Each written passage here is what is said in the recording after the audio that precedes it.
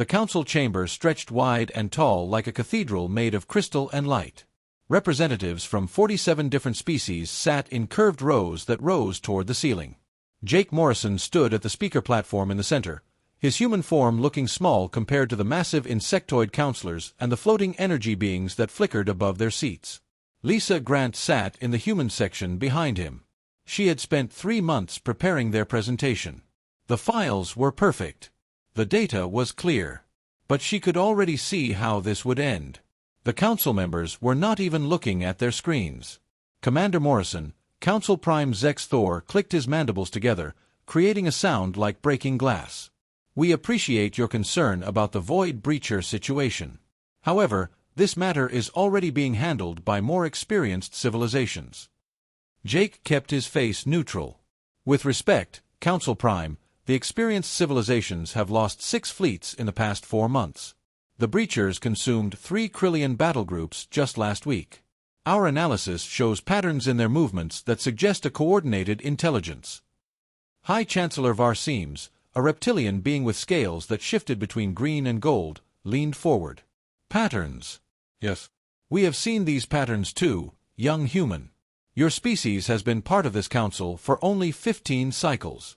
Some of us have studied warfare for thousands of your years. Lisa saw Jake's jaw tighten. She had warned him about this. The council did not care how good their ideas were. Humans were the newcomers, the primitives who had barely discovered faster-than-light travel 50 years ago. I understand, Jake said carefully. But our tactical team has identified weaknesses in the Breacher defensive formations. If we coordinate a strike using quantum disruption technology, we could potentially destroy them before they jump to the next system.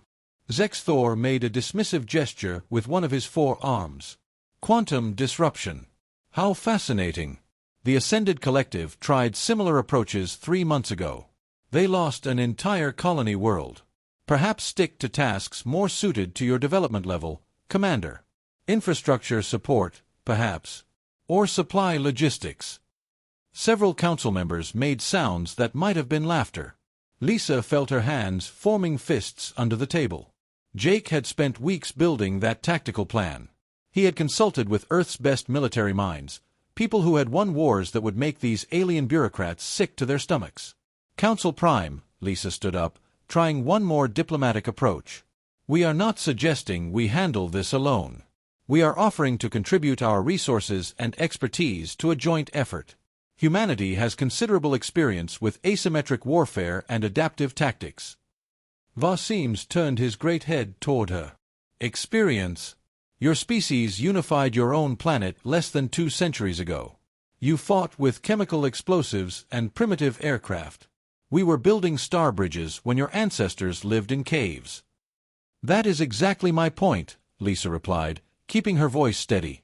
We learned to win against superior technology. We learned to adapt and overcome. These are skills that might prove valuable in this situation. Zex Thor waved one hand. The matter is settled. The Council has assigned the Void Breacher response to the combined forces of the Krillian Empire and the Talshir Federation. Humanity's offer is noted for the record, but not accepted.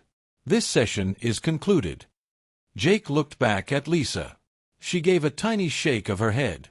There was no point arguing further. They had been dismissed like children who had interrupted the adults. As they walked out of the chamber, Jake's communicator buzzed. He glanced at it and stopped walking. Lisa saw his expression change from frustration to something colder and harder. "What is it?" she asked. "Message from Admiral Hayes," Jake said quietly. "The Breachers just hit the Proxima colony cluster. 14 million people. The Krillian Defense Fleet arrived 6 hours too late." Lisa felt something cold settle in her stomach. 14 million. Jake nodded. He was quiet for a long moment, staring at the message on his screen. Then he looked up at her with an expression she recognized. She had seen it before, in history videos from Earth's worst wars. It was the look of someone who had just made a decision that could not be unmade. "Send a message back to Earth," he said. "Recall all our ships. Full mobilization. Tell them to activate the contingency protocols." "Jake, the Council will not approve that. They will see it as a violation of the defensive pact. I do not care what the Council approves. Jake's voice was quiet but absolutely certain. We offered to help. They said no. Fine. We will handle it ourselves. Lisa hesitated, then nodded. She pulled out her own communicator and began composing the message. As she typed, she noticed something strange. Her screen showed alerts from monitoring stations across the sector. The Galactic Information Network was lighting up with warnings. Jake, look at this. He glanced over her shoulder. Across human-controlled space, military installations were changing status. Ships were breaking orbit. Defense platforms were powering up. The movements were coordinated and precise. They were already preparing, Lisa said slowly. Earth was waiting for this. Jake looked at the data streaming across the screen. Admiral Hayes is smarter than these council fools realize. He knew how this would go. He has been planning this for months. Within minutes, the alerts reached the council chamber. Lisa and Jake were still in the corridor when Zex Thor came rushing out, flanked by security drones. What is the meaning of this? The Council Prime demanded. Our sensors show massive human fleet movements. You are mobilizing your entire military without authorization. Jake met his gaze calmly. We are responding to the breacher threat. Since the Council declined our assistance, we are proceeding independently. This is a violation of Council protocols, Varseems hissed. Military operations of this scale require approval from the Defense Committee. We requested approval, Lisa said. We presented our analysis. We offered our support. You rejected it.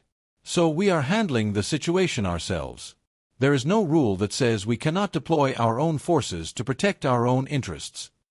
Zex Thor's mandibles clicked rapidly, a sign of extreme agitation.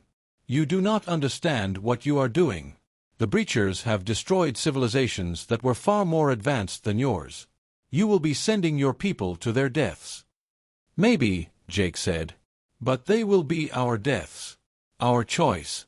You made it clear that humanity is not ready to contribute to Council military operations.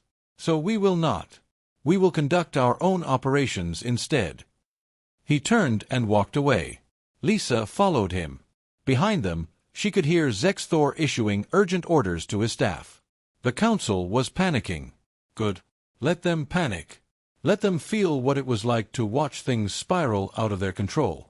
As they reached their shuttle, Lisa's communicator buzzed again. This time it was a priority channel from Earth. Admiral Hayes himself appeared on the screen. Commander Morrison. Ambassador Grant. I assume the Council did not take your proposal well.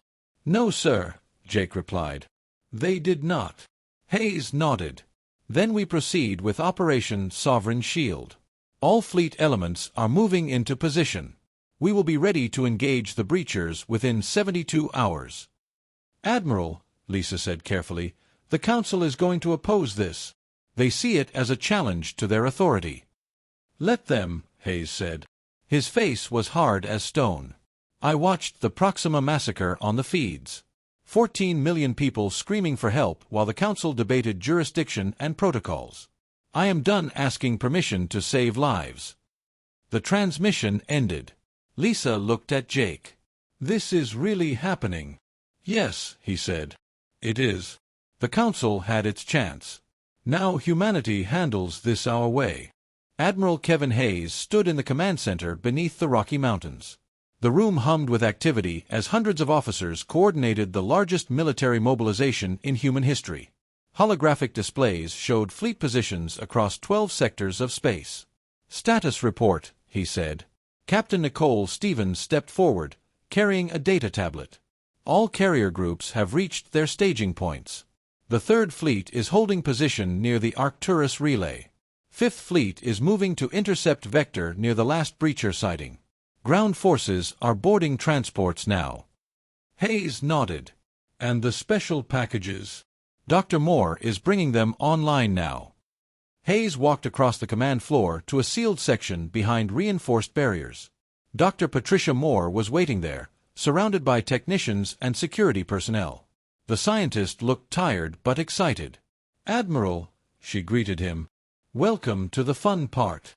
She gestured to the equipment behind her. Hayes saw weapons that looked like nothing the galaxy had ever seen. Massive cylindrical devices connected to power cores that pulsed with barely contained energy. Quantum disruptors, Dr. Moore explained. They create cascading failures in dimensional stability. The breachers exist partially outside normal space, which makes them hard to hit with conventional weapons. These disruptors drag them fully into our reality, where they become vulnerable. And the other toys? Hayes asked. Dr. Moore smiled. It was not a pleasant smile. Singularity missiles. Each one carries a micro-black hole in magnetic containment. When they detonate, they create a gravity well that nothing can escape, not even the breachers. We have 48 of them ready for deployment. Hayes whistled softly. How long have you been working on these? 18 months. Ever since we first heard about the breachers.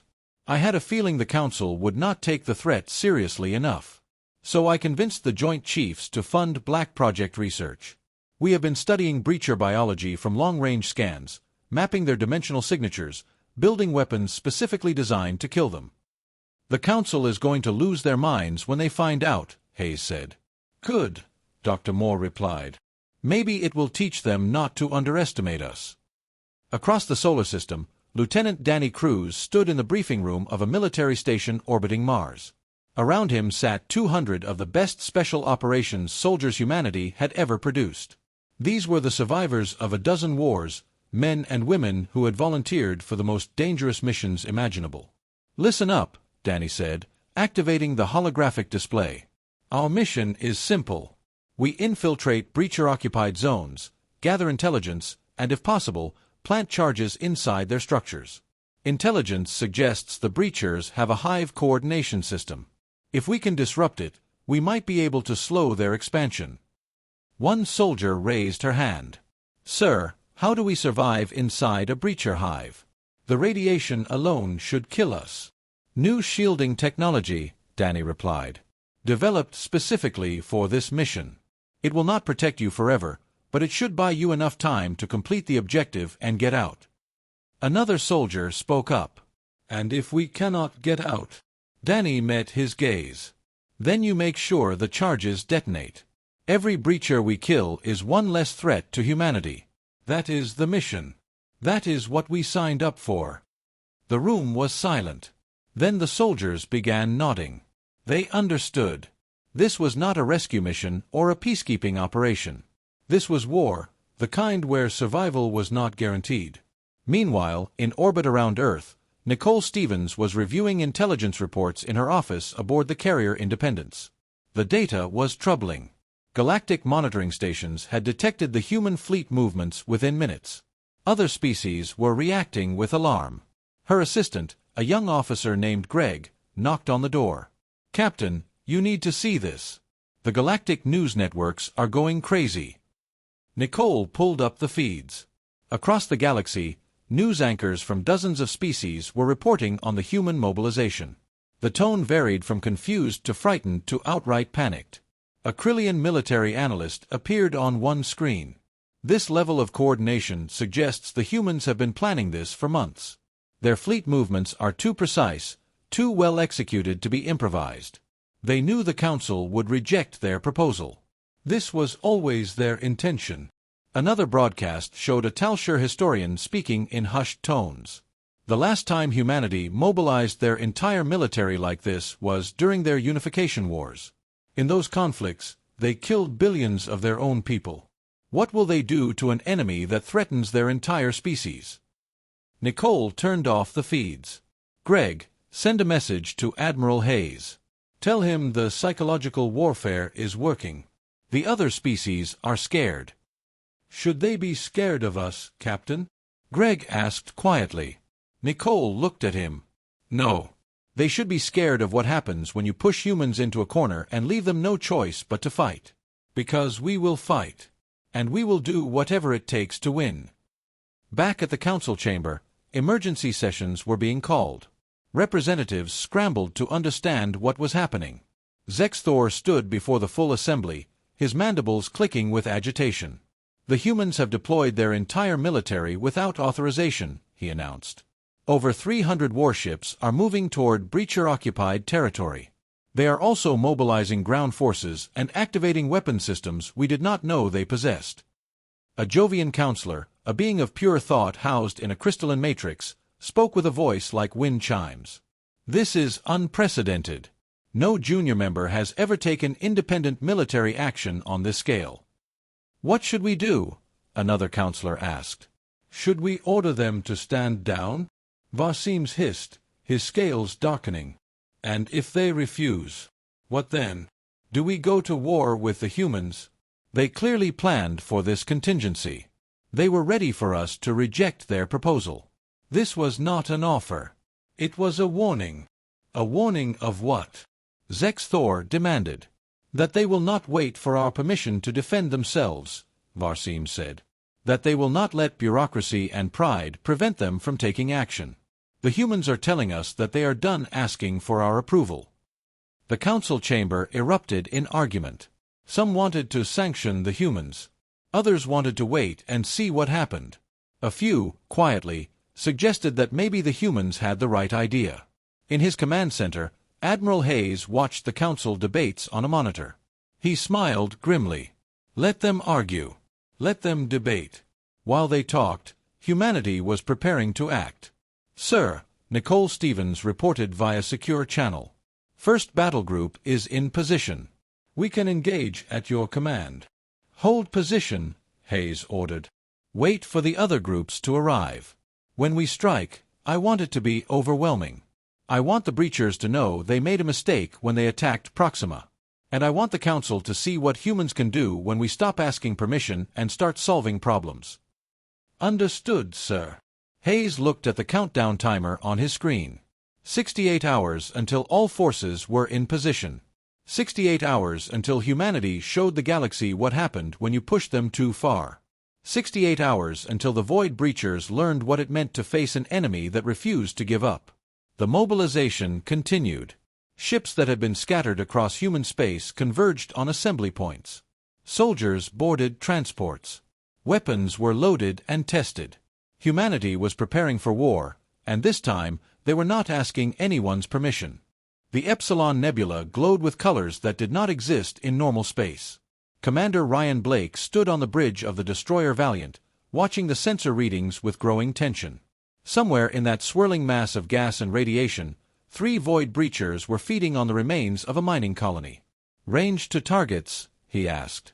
40,000 kilometers and closing, his sensor officer replied. The Breachers are definitely there. I am reading dimensional distortions consistent with their feeding behavior. Ryan nodded. All ships, battle stations. Charge the quantum disruptors. Fighter squadrons, prepare to launch. Across the small fleet, crews scrambled to their positions. This was humanity's first direct engagement with the Breachers. Everything they knew came from long-range scans and the scattered data recovered from destroyed alien ships. They were flying blind, testing theories that might get them all killed. Contact, the sensor officer said. The Breachers are moving toward us. All 3 of them. Ryan felt his heartbeat accelerate. Show me. The main screen flickered, then displayed the enhanced sensor image. The Breachers looked like tears in reality itself, dark shapes that seemed to absorb light and matter. They moved with a fluid grace that was terrifying to watch, sliding through space as if the laws of physics did not apply to them. All weapons, open fire, Ryan ordered. The human ships unleashed everything they had. Missiles streaked through space. Energy beams cut through the nebula gas. The quantum disruptors hummed to life, creating waves of distortion that rippled through space-time itself. The first breacher took the full force of the quantum disruptor. For a moment, nothing happened. Then the creature began to shimmer and solidify, pulled fully into normal space. Conventional weapons suddenly had an effect. Missiles impacted its surface, blasting chunks of dark matter into the void. It is working, someone shouted on the bridge. Focus fire on that one, Ryan commanded. Kill it before it can phase out again. The other 2 breachers were not idle. They launched some kind of energy attack that tore through the shields of the destroyer Mercury. The ship exploded in a brilliant flash, taking its crew of 200 with it. Mercury is down, the communications officer reported, her voice shaking. Ryan gritted his teeth. Maintain fire. Launch the fighters. We need to keep them busy. Pilot Officer Christine Ward led her squadron out of the Valiant's launch bay. 20 fighters against creatures that had destroyed entire fleets. The odds were terrible, but that had never stopped humans before. All wings, attack formation Beta, she ordered. Coordinate your quantum strikes. Hit them fast and get out before they can target you. The fighters split into groups, swooping toward the breachers in precise patterns. They fired their weapons in synchronized bursts, each strike timed to create cascading quantum disruptions. The breachers tried to evade, but the human pilots were too fast, too coordinated. Target 1 is destabilizing, Christine reported. Switching to conventional weapons. The fighters poured railgun rounds into the wounded breacher. The creature thrashed, its movements becoming erratic. Then it simply came apart, dissolving into streams of dark energy that dispersed into space. Confirmed kill, Ryan said quietly on the Valiant's bridge. First breacher destroyed. Focus on the remaining 2. Meanwhile, Sergeant Maria Gonzalez and her Marine team were approaching the partially consumed mining station. The facility was a twisted wreck, its metal structure warped by forces that should not exist in nature. But sensors showed life signs inside. Alpha Team, breach the hull, Maria ordered. Beta Team, cover our exit. We move fast and we move quiet.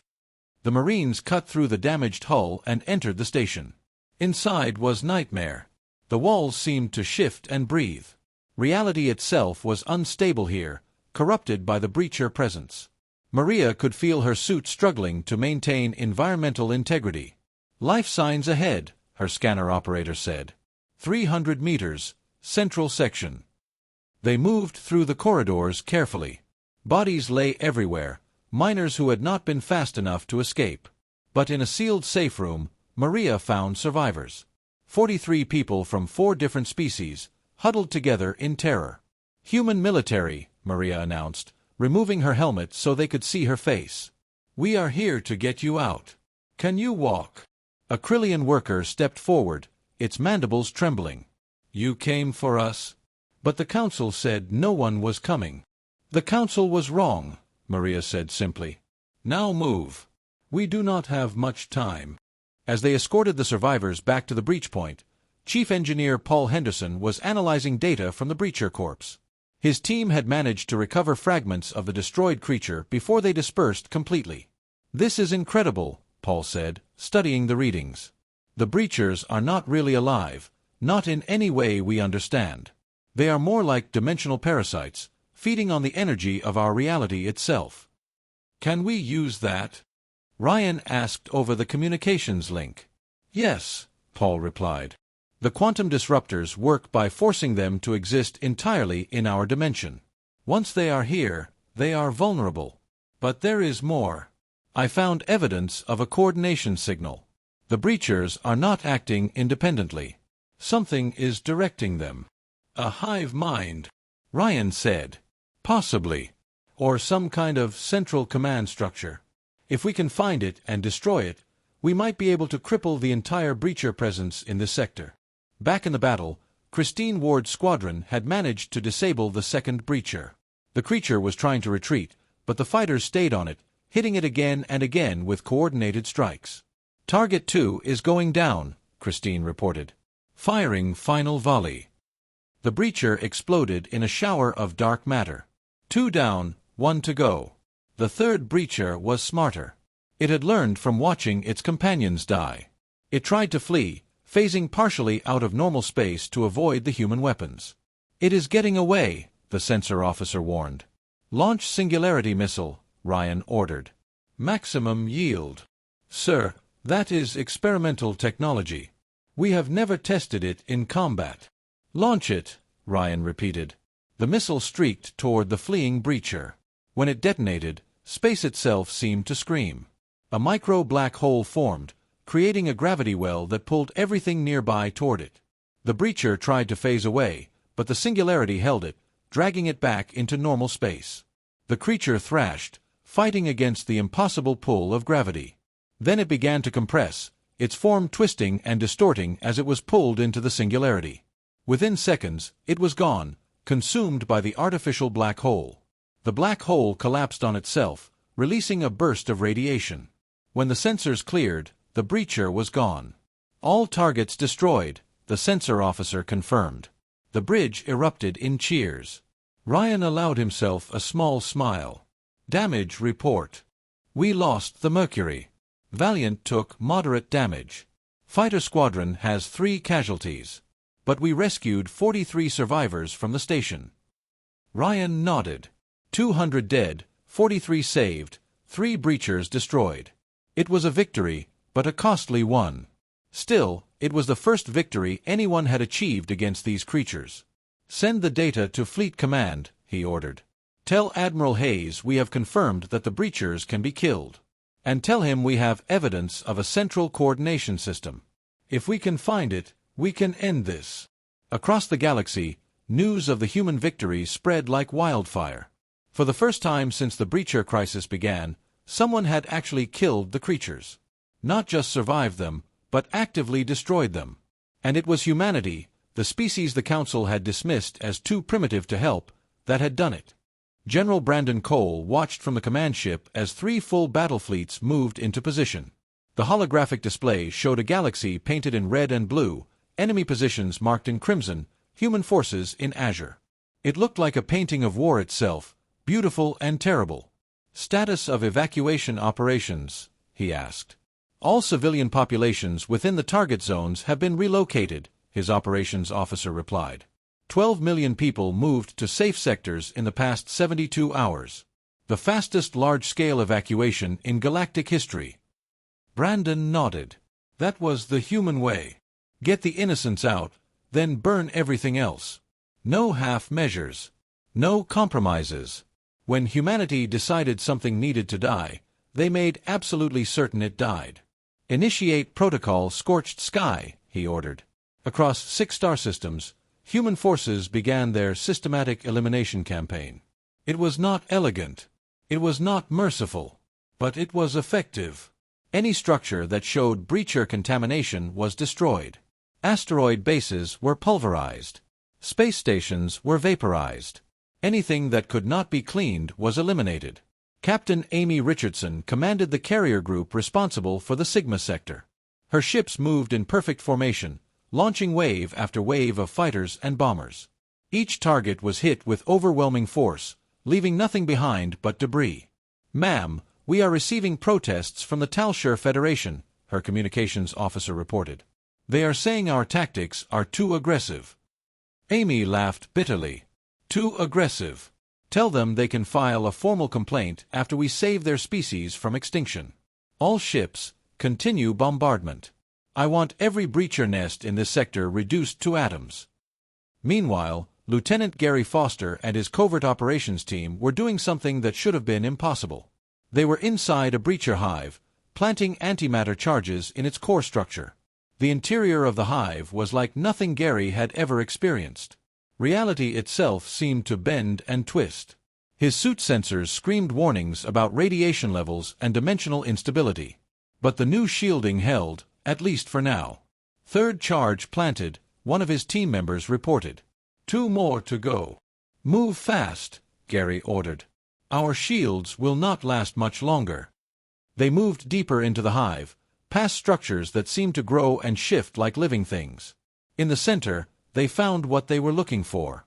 A massive pulsing node, larger than a building, connected to streams of dark energy that stretched into other dimensions.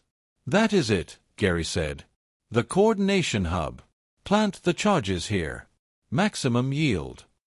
They worked quickly, setting the antimatter devices around the node. As they finished, alarms blared in their suits. Something was coming. The breachers had detected them. "Run!" Gary shouted. "Get to the extraction point." They sprinted through the twisting corridors, pursued by things that barely existed in normal space. 2 of his team did not make it, consumed by the breacher defenders. But the rest reached the breach point where their shuttle was waiting. As the shuttle pulled away from the hive, Gary activated the charges. The explosion was visible across the entire star system. The breacher hive collapsed in on itself, creating a dimensional rift that consumed everything within 1,000 kilometers. Back at Fleet Headquarters, Dr. Helen Carter was analyzing the data from dozens of engagements. The patterns were becoming clear. The breachers were not random attackers. They were following a coordinated strategy, directed by some central intelligence. "Admiral Hayes," she said over the secure channel, "I have determined what the breachers are. They are not creatures from our dimension at all. They are weapons. Tools created by something else, something that exists outside normal spacetime." "Can we fight it?" Hayes asked. "Maybe. If we can destroy enough breachers, we might sever the connection to their master. Think of it like cutting the strings on a puppet. The puppet can still move, but without coordination, it becomes useless." Hayes looked at his tactical display. In 2 weeks, human forces had destroyed 12 breachers. Other civilizations had managed to kill only 3 in 6 months. The difference was obvious. Humanity fought without hesitation, without mercy, without the burden of bureaucratic approval. "All fleet commanders," he broadcast, "accelerate the timetable. I want every breacher in human space eliminated within 1 month. No exceptions. No prisoners." The Galactic Council watched this campaign with growing horror and fascination. The humans were not just fighting the breachers. They were systematically exterminating them with an efficiency that was almost frightening. In the council chamber, Zex Thor addressed the assembly. "The humans have destroyed 18 breachers in 3 weeks. This is unprecedented. But their methods are brutal.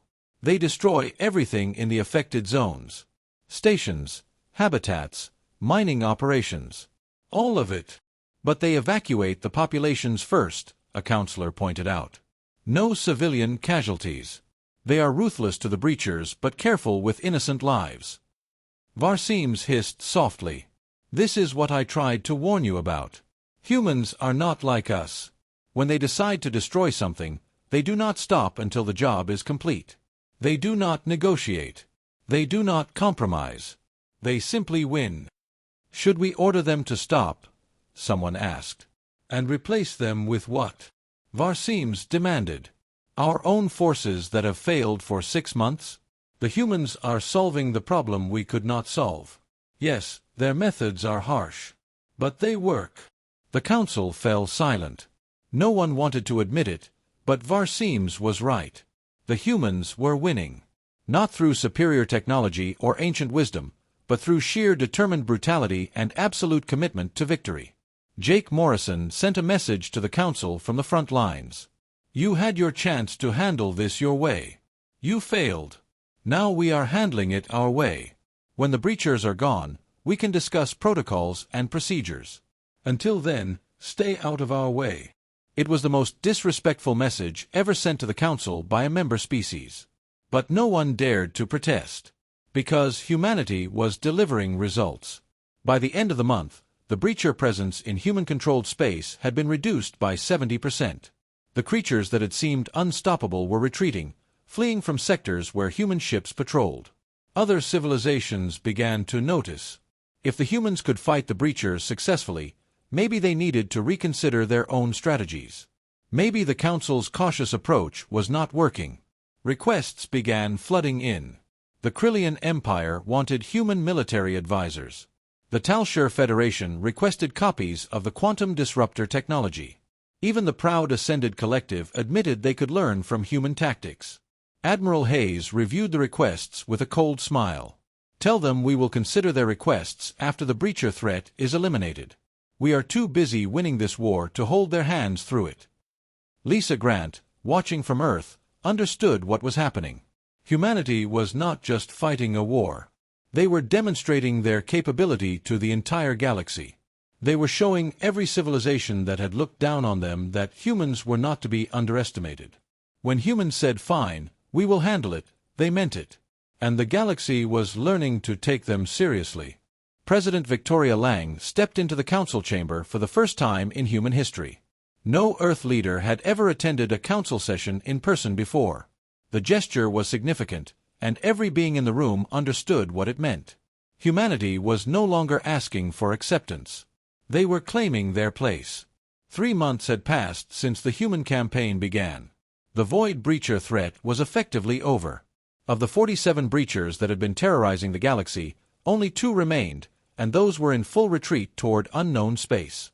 Human forces had eliminated the rest with surgical precision and overwhelming force. The cost had been heavy.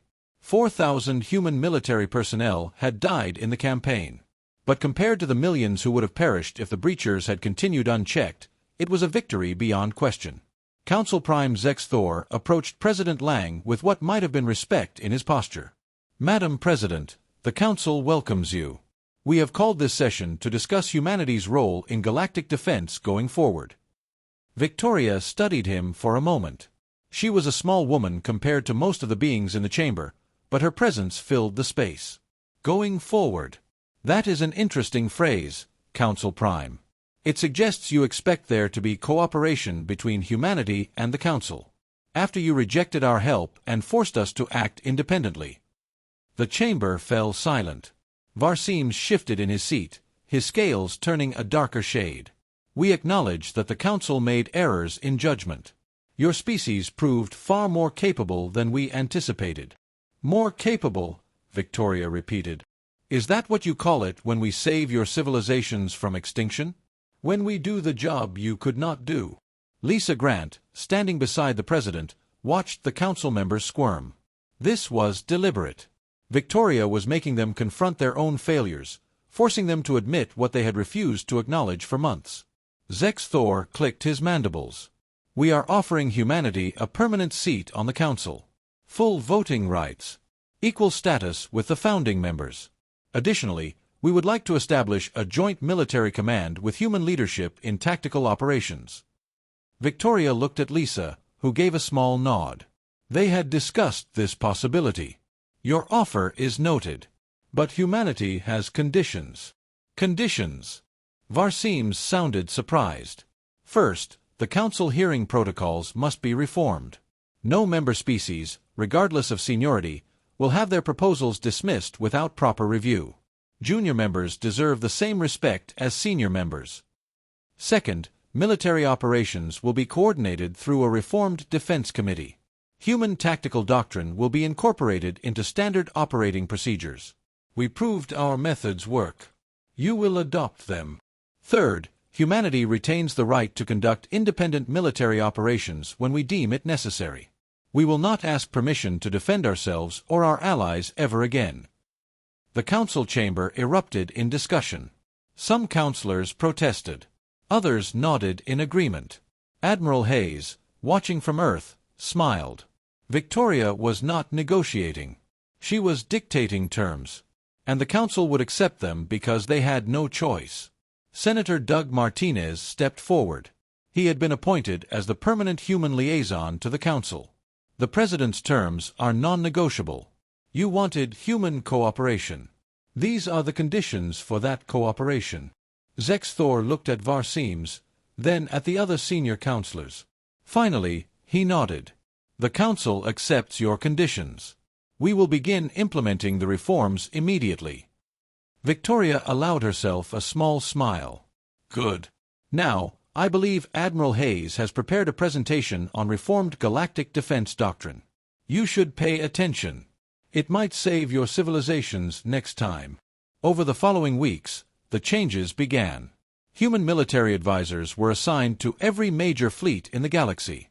The quantum disruptor technology was shared with allied species, along with training on how to use it effectively. Human tactical principles became required study at military academies across dozens of worlds. Jake Morrison found himself promoted to Commander of Joint Tactical Operations.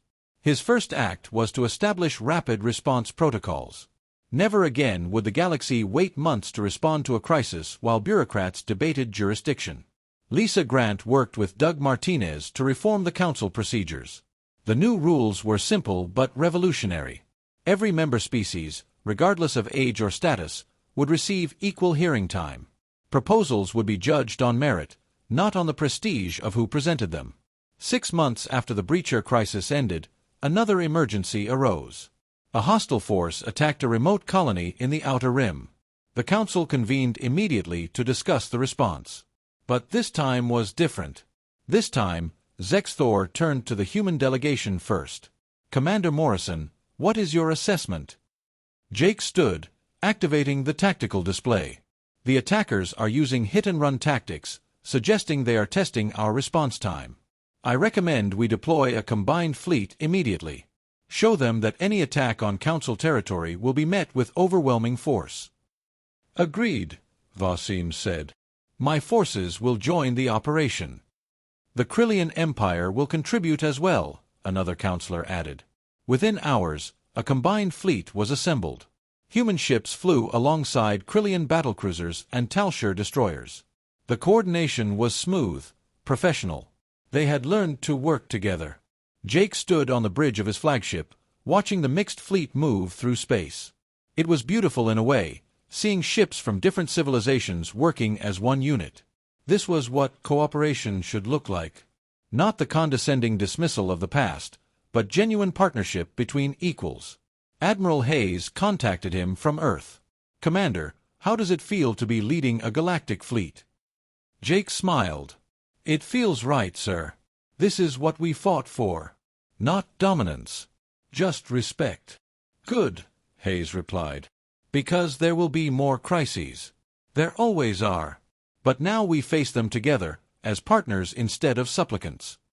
The operation was successful.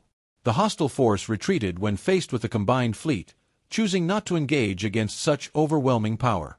It was a message to the galaxy. The Council was no longer weak and divided. It was unified and ready to defend itself. Back in the Council chamber, Zexthor addressed the Assembly. The success of this operation demonstrates the value of our reforms. By working together, by respecting the contributions of all members, we have become stronger. He looked directly at the human delegation. We owe humanity a debt of gratitude, not just for saving us from the breachers, but for teaching us that strength comes from cooperation, not arrogance. Victoria Lang stood to respond. Humanity did not seek this role. We would have been content to contribute as junior partners. But when you refused to let us help, we had no choice but to act independently. What we learned is this: sometimes the newest voice in the room has the best idea. Sometimes the youngest civilization has the most relevant experience. Moving forward, let us remember that lesson. Age does not guarantee wisdom. Technology does not guarantee victory. What matters is the willingness to act when action is needed, and the courage to do what is necessary. The Council members nodded in agreement. Some grudgingly, others with genuine understanding. The galaxy had changed. The old hierarchies were crumbling, replaced by a new order based on capability and mutual respect. Years later, historians would mark the Breacher crisis as the turning point. The moment when humanity went from being the newest council member to being one of its most influential. But those who lived through it knew the truth was simpler. When humans said, "Fine, we will handle it," they meant it. And they did handle it. Not through superior technology or ancient wisdom, but through determination, adaptability, and the absolute refusal to accept defeat. The galaxy learned to respect that. And when the next crisis came, they did not dismiss human input. They sought it, because they had learned the hard way that sometimes the primitive newcomers had exactly the skills needed to survive. Jake Morrison stood in the same council chamber where he had been dismissed months before. But now, when he spoke, people listened. Not because he demanded it, but because he had earned it. And that, he thought, was how it should be. Respect given where respect was earned. Partnership built on demonstrated capability. A galaxy working together not because of hierarchy, but because of shared purpose. Humanity had claimed its place among the stars. Not through conquest or domination, but by proving they could do what others could not. By showing that when things needed to be done, humans would handle it. Every single time.